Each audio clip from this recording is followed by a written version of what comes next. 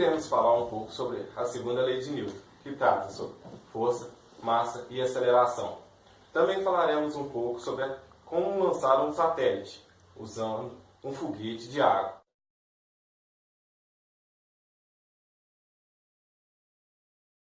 Organização vetorial e, como tal, possui características peculiares. São elas: módulo é a intensidade da força, direção é a reta ao longo da qual a força atua, e sentido é o lado do qual a reta vai, o esforço. Para a esquerda, para a direita, norte, sul, leste, oeste. Dentro da mecânica temos parte do estudo do movimento dos corpos e suas causas. A dinâmica é a parte que estuda forças sobre corpos em repouso. A estática é a parte da física a qual estuda sistemas sobre a atuação de forças. Estática é a parte da física que estuda sistemas sobre a atuação de forças que se equilibram. De acordo com a segunda lei de Newton, tal sistema possui aceleração nula. De acordo com a primeira lei, todas as partes desses sistemas estão em equilíbrio. Então, como são essas medidas de força? Para medir a intensidade de força, são usados aparelhos chamados dinamômetro. Esses aparelhos indicam o valor da força aplicada em suas extremidades e possuem uma mola que se deforma à medida que a força é aplicada sobre ela.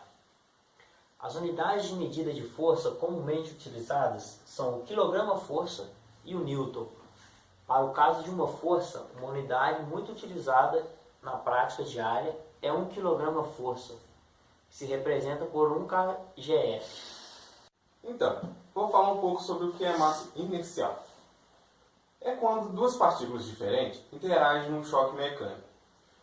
Nós percebemos isso em uma experiência de laboratório, que elas resistem de formas diferentes às variações de velocidade, expressa pela sua aceleração.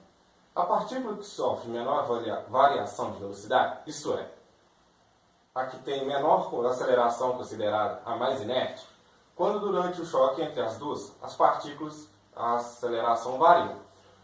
Constatamos que a razão entre as acelerações permanentes constantes.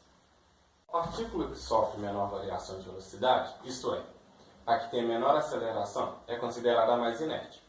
Durante o choque entre duas partículas, a aceleração varia. Então, concluímos que a razão entre as acelerações permanece constante, como mostra na tabela a seguir.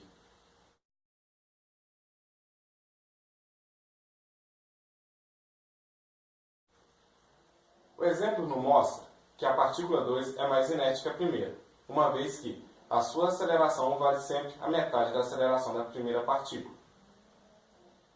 Essa capacidade de ser mais inerte chamamos de massa inercial. Podemos então dizer que a massa inercial é inversamente proporcional à aceleração. m1/m2 é igual a A2/A1. Qual é a unidade de massa inercial? Então, a unidade de massa inicial é o quilograma-força, cujo padrão é a massa de um cilindro de platina. E o que é massa gravitacional? Então, é a propriedade de atrair gravitacionalmente a matéria. Essa propriedade é medida pela massa gravitacional, mg, a força de interação gravitacional entre duas partículas de massa gravitacionais, mg1 e mg2, distante de uma d, uma de outra, que é F igual a G. M1 vezes M2 dividido por distância 2, onde G é uma constante. A relação entre massa inercial e massa gravitacional? Então, quando comparamos a massa gravitacional das partículas 1 e 2, verificamos que o resultado da comparação é o mesmo que obtemos comparando as suas massas inerciais. mg1 dividido por mg2 é igual a mi1 dividido por mi2. Então podemos concluir que a massa gravitacional é proporcional à massa inercial, ou seja, mg é igual a k, que é uma constante com valor fixo, vezes mi. Essa proporcionalidade entre a massa gravitacional e a massa inercial constitui de um grande mistério da mecânica clássica. E qual que é a unidade de massa gravitacional? Então, para simplificar, podemos escolher o valor 1 para a constante de proporcionalidade, entre as massas gravitacionais e inerciais. mg igual a k, a constante, vezes mi, fazendo k igual a n, a 1. mg é igual a mi, adotando-se a mesma unidade para massa inicial e gravitacional. Então, e a aceleração? Quando há um aumento de velocidade, quando a velocidade é crescente, há aceleração, o movimento uniformemente acelerado. E por outro lado, a diminuição da velocidade, a velocidade decrescente, indica um movimento uniformemente retardado.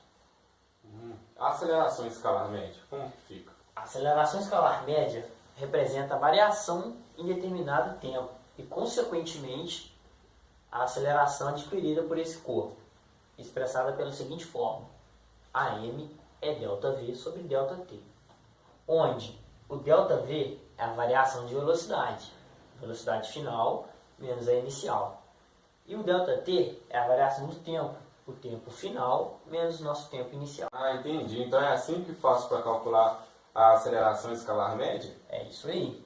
Mas é importante destacar que no Sistema Internacional de Unidades, o SI, a unidade que expressa a medida de velocidade é o metro por segundo, enquanto o tempo é expresso em segundos. Por esse motivo, a unidade de aceleração média no Sistema Internacional é o metros por segundo ao quadrado. Para acelerar um corpo é variar sua velocidade em um determinado período de tempo. Dessa forma, de acordo com a variação de tempo na trajetória, se o movimento descrito for uniformemente retardado, mur, a velocidade adquirida no intervalo de tempo será menor que a velocidade inicial. Por sua vez, se o movimento descrito for uniformemente acelerado, mua, a velocidade adquirida será maior que a velocidade inicial e, consequentemente, a aceleração será maior que zero. Além da variação de tempo durante a medida do corpo, outros conceitos importantes para o estudo de aceleração são o repouso e a distância, sendo que o repouso designa um movimento imóvel, em descanso, e, portanto, em velocidade v0, e aceleração zero. Por sua vez, a distância de medida, sempre positiva, existe entre o ponto inicial e o início da sua trajetória, até o seu ponto final.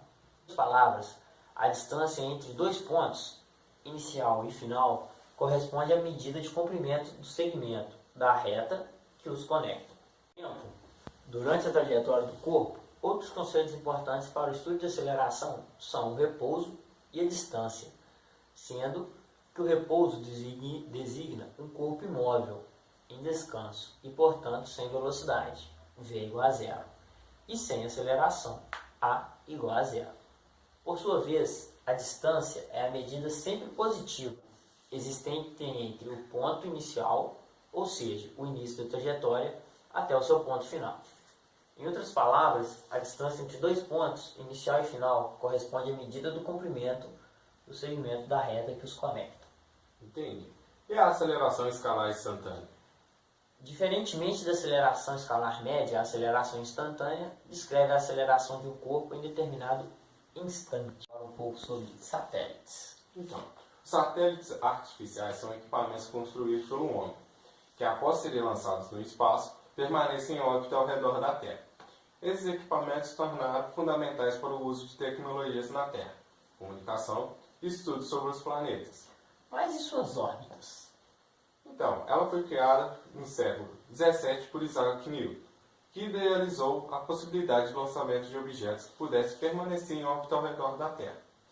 Ele imaginou da mesma forma que a Lua orbita a Terra, também seria possível fazer com que outros objetos quaisquer pudessem orbitar no nosso planeta.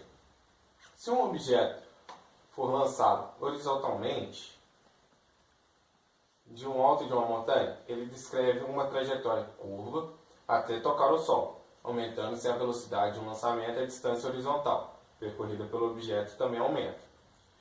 Newton também pensou que se o objeto lançado em uma determinada velocidade, ele descreveria uma trajetória circular ao redor de todo o globo terrestre e voltaria ao ponto do lançamento sem tocar o solo. A equação a seguir determina a mínima velocidade necessária para o lançamento de um satélite artificial.